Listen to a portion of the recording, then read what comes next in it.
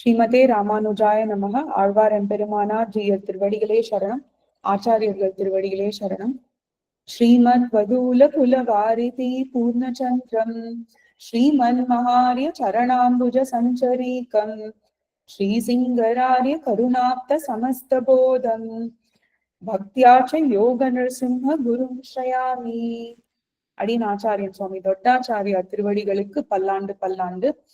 நம்ம திருவாய்மொழி முதல் பதிகம் பதவுரையும் எளிய விளக்குரையும் சேவிச்சாச்சு. இன்னைக்கு ரெண்டாம் பதிகம் வீடுமின் முத்தம் பதிகத்தோட பதவுரை பார்க்கலாம். எளிய விளக்குரை சேவிச்சிட்டோம். முதல் பாசுரம்: வீடுமின் முத்தவும் வீடு செய்து உம்முயிர் வீடுடையானிடை வீடு செய்மினே. முத்தவும் பஜன விரோதியான சாத்திய சாதனங்கள் எல்லாவற்றையும் வீடுமின் விட்டுவிடுங்கள். வீடு செய்து அப்படி விட்டு உயிர் உங்களுடைய ஆத்ம வஸ்துவை, எந்த இடத்துல எல்லாம் உயிர்னு வருதோ திருவாய்மொழியில உயிருக்கு அர்த்தமே ஆத்மாதான். வீடு உடையான் இடை மோக்ஷ நிர்வாகனான சுவாமி இடத்திலே வீடு செய்மின் சமர்ப்பியுங்கள் அப்படின்னு சொல்றார் ஆழ்வார். இது ரொம்ப அழகா ஒரு சுவாரஸ்யமா ஒரு இதுவும் எடுத்து காமிச்சிருக்காரு, திருஷ்டாந்தமும். இது நம்ம ஆல்ரெடி பார்த்திருக்கோம், திருப்பி ஒரு தடவை சேவிக்கலாம். எம்பெருமானை தவிர்த்து மற்ற எல்லா விஷயங்களையும் விட்டு எம்பெருமானது திருவடிகளிலே ஆத்மாவை சமர்ப்பியுங்கள் என்கிறார் ஆழ்வார். இது எப்படி இருந்திருக்கணும் இந்த பாசுரம்? முத்தவும் வீடுமின் அப்படின்னா விட்டுட்டு வாங்கோ அப்படி. முத்தவும் வீடுமின் அப்படின்னு இருந்திருக்கணும். என்ன அடைவே சொல்லா இருக்க அப்படி சொல்லாமல் தொடங்கும் போதே வீடுமின் என்பதன் என்னில் ஏன் அப்படி சொல்றார்? ஏன் வீடுமின் விட்டுடுங்கோன்னு ஏன் சொல்றார் முதல்ல அப்படின்னு கேட்டா, ஒரு சிறு குழந்தை கையில் ஒரு பாம்பை ஒரு சிறு குழந்தை கையிலே ஒரு பாம்பை பிடித்து கொண்டு கிடந்தால் போடு போடு என்று சொல்லி பிறகு பாம்பு என்னுமா போலேயும், ஒருவன் வீட்டினுள் கிடந்து உறங்கா நிற்க வெளியிலே நெருப்பு பற்றி எரியா நின்றால் புறப்படு என்று கோஷித்து விட்டே பிறகு நெருப்பு என்னுமா போலேயும் முந்திர விடுங்கோள் என்கிறார் ஆழ்வார். ஃபர்ஸ்ட் விட்டுருங்கோன்ற, அப்புறம் எதை விடணும்னு சொல்லிட்டு அப்புறம் அடுத்ததுல எதை பத்தணும்னு ரொம்ப அழகா காமிச்சு தரார். அடுத்தது: மின்னென் நிலையில மண் உயிர் ஆக்கைகள் என்னும் இடத்து இறை ஒண்ணுமென் நீரே. முதலாவது இறை. உயிர் மண்ணு ஆத்மா பொருந்தி வர்த்திக்கிற ஆக்கைகள் சரீரங்கள் மின்னலை காட்டிலும் நிலையுடையன வல்ல என்னும் இடத்து என்ன சொல்லும் அளவில் நீரே நீங்களே இறை சிறிது உண்ணுமின் ஆராய்ச்சி பண்ணி பாருங்கள் அப்படின்னு நம்மள ஆராய்ச்சி பண்ணி பார்க்க சொல்றார். எதுக்காக? எம்பெருமானை தவிர்ந்த மற்ற விஷயங்களை விட்டு அவன் பக்கலிலே ஆத்ம சமர்ப்பணம் பண்ண பாருங்கள் என்றார் கீழ்ப்பாட்டில். அது கேட்டவர்கள், இது எங்கனே சாத்தியம்? எப்படி இது சாத்தியமாகும்? நெடுநாளாக வாசனை பண்ணி தொடர்ந்து வருகிற விஷயங்களை விட முடியுமா என்ன அப்படின்னு கேட்டா, அவற்றின் குற்றங்குறைகளை காணவே நன்கு விடலாம் என்கிறார் இப்பாட்டில். ரொம்ப அழகா சொல்றாரு இல்லையா? அடுத்தது: நீர் நுமது என்னிவை வேர் முதல் மாய்த்து இறை சேர்மின் உயிர்க்கு அதன் நேர் நிறையில்லே. ரொம்ப அழகா எப்படி குத்தம் குறை முதல் பாட்டுல கண்டுபிடிச்சாரோ இந்த பாட்டுல எதை சேர போறோமோ அதோட நிறைய காமிச்சு தரார் ஆழ்வார். நீர் நுமது என்னிவை அகங்கார மமகாரங்களாகிற இவற்றை வேர் முதல் மாய்த்து. இதுக்கும் ரொம்ப அழகா வியாக்கியானத்துல எழுதியிருக்கார். என்னது வேர் முதல் மாய்த்து? ஏன் வேர்னு சொல்றாங்க?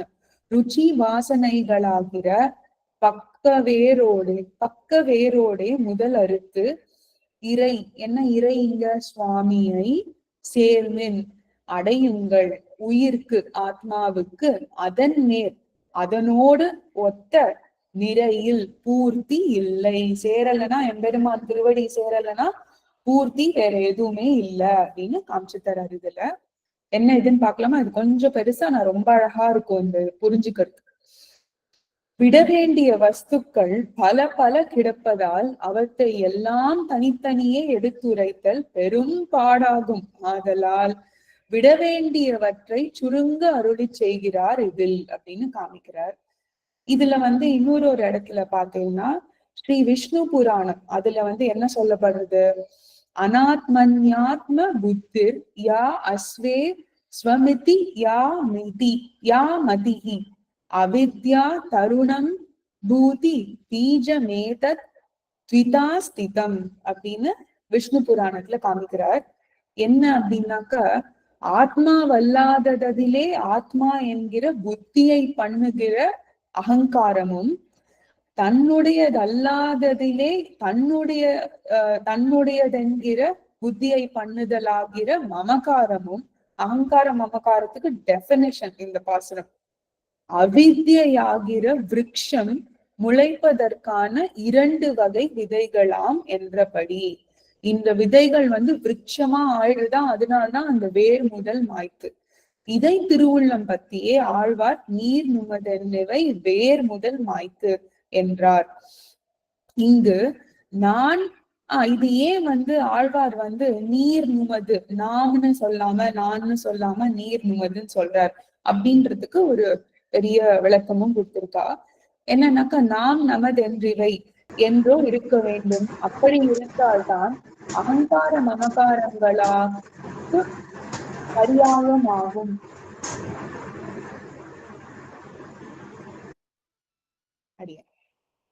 அப்படி இருந்தால் தானே பரியாயமாகும். ஏன் நீர் நுமதுன்னு சொல்றார், நாம் நமதென்றிவைன்னு இல்லாம? ஆழ்வார் அப்படி அருளி செய்தது நீர் நுமது என்றது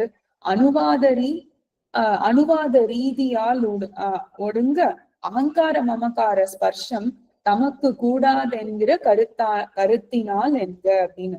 அகங்கார மமகார ஸ்பர்ஷம் கூட ஆழ்வாருக்கு கிடையாதாம். அதனால ஸ்ரீ சுக்தியில என்ன சொல்றான்னாக்க, இதுக்கு நான் எனது என்று தம்பாக்காலே சொல்ல மாட்டாரே நாக்குவேன் என்ன அப்படின்னு. ஆழ்வாருக்கு அந்த ஸ்பர்ஷமே கிடையாது இல்லையா, அகங்காரம் மமக்காரம். அதுல அவ்வளவு அழகா எடுத்து எழுதியிருக்காரு ஈட்டு ஸ்ரீ சுக்தி. அடுத்த பாசுரம்.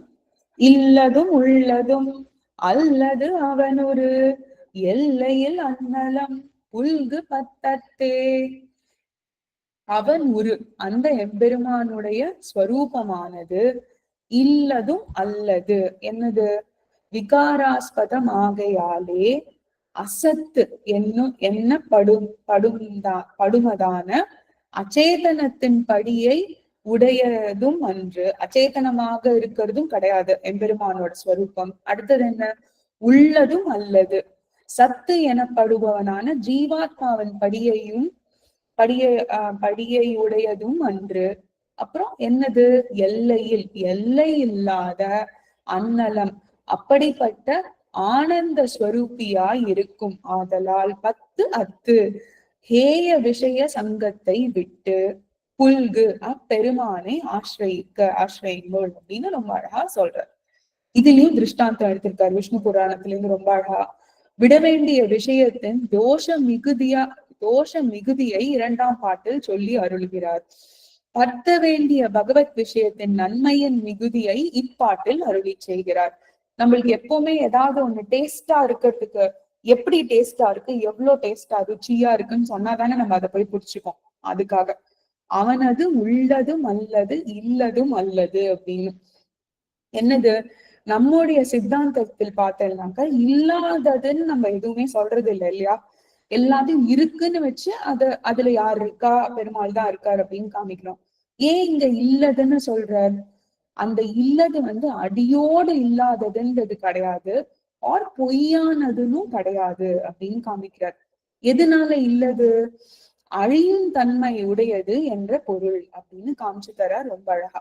உள்ளது என்றது அழியாத பொருள் என்றபடி, இல்லதுன்னா அழியும் தன்மை கொண்டிருக்கிறபடி அப்படின்னு.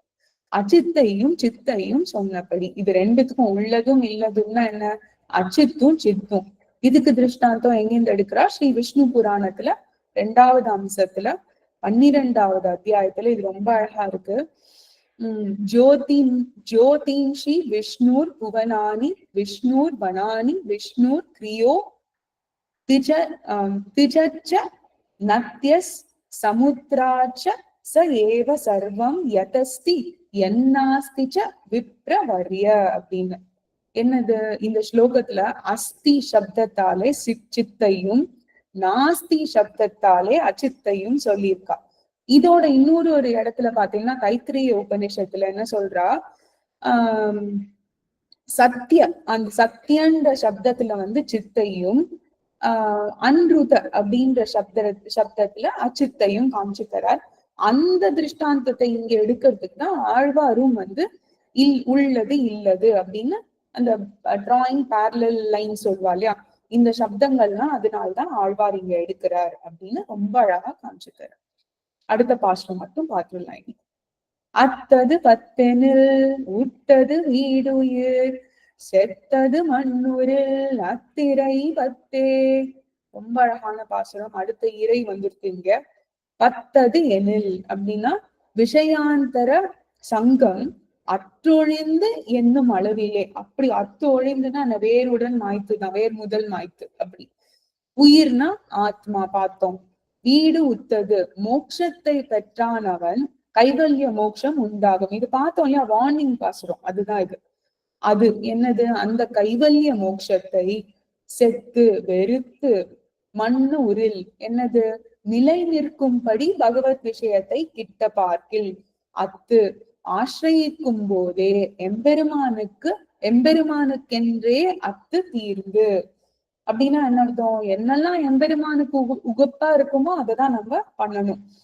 அது வந்து பிரசாதமா இருந்தாலும் சரி, நம்மளுக்கு பிடிச்ச லட்டுவோ சக்கர பொங்கலோ பண்ணாம எம்பெருமானுக்கு எது உகக்கும் அப்படின்றத எடுத்து பண்ணிதான் சாப்பிடணும். திருத்துழாயா இருந்தாலும் எம்பெருமானுக்கு உகக்கும் இல்லையா. இறை அந்த எம்பெருமானே 2வது தடவை இதோட வந்துருக்கு.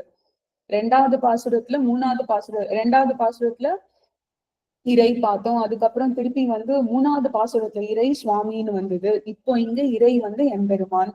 பத்துக எம்பெருமானை பத்துதற்கு இடையூறாக கைவல்ய மோட்சத்தில் நசையுண்டாக கூடியதாதலால் அந்த இடையூறு தன்னை விளக்கிக் கொள்ளுமாறு உபதேசிக்கிறார் இந்த பாட்டில்.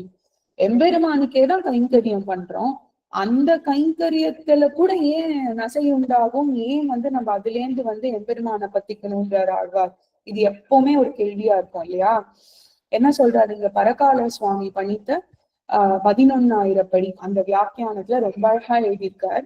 கைவல்ய நித்திய பக்ஷ நிராசாயா மண்ணுரில் என்று அருளி செய்தார். என்னது அப்படின்னாக்க, கைவல்ய மோட்சத்தை பத்தினால் அதுவும் அஸ்திரமான புருஷார்த்தம் ஆகையாலே நிலை நின்று அனுபவிக்க முடியாது. அப்படின்னா என்ன? அதுவும் ஒரு மீன்ஸ் ஆயிடுது, ஒரு உபாயமா ஆயிடுறது எம்பெருமான பத்தத்துக்கு.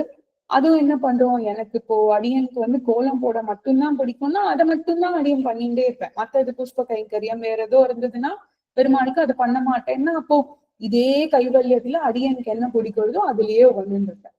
அதனால அங்கனன்றியே சாஸ்வதமாக அனுபவிக்க வேண்டில் எம்பெருமானை அனுபவிக்க பார்க்க வேணும் என்பதாக உரைத்தல் இவரது கருத்து அப்படின்னு இன்னொரு திருஷ்டாந்தம் எடுத்து காமிக்கிற. அத நம்ம அப்புறமா பார்க்கலாம் இன்னொரு சமயம். 6வது பாசுரம் பத்தில நீசனும் உத்தவும் நின்றனன். இதுக்கும் நாளையில இருந்து இதுல இருந்து 11வது பாசுரம் அன்வைக்க ட்ரை பண்ணலாம். அப்படி ஆழ்வார் எம்பெருமானா ஜீய திருவடிகளே சரணம், ஆச்சாரியர்கள் திருவடிகளே சரணம்.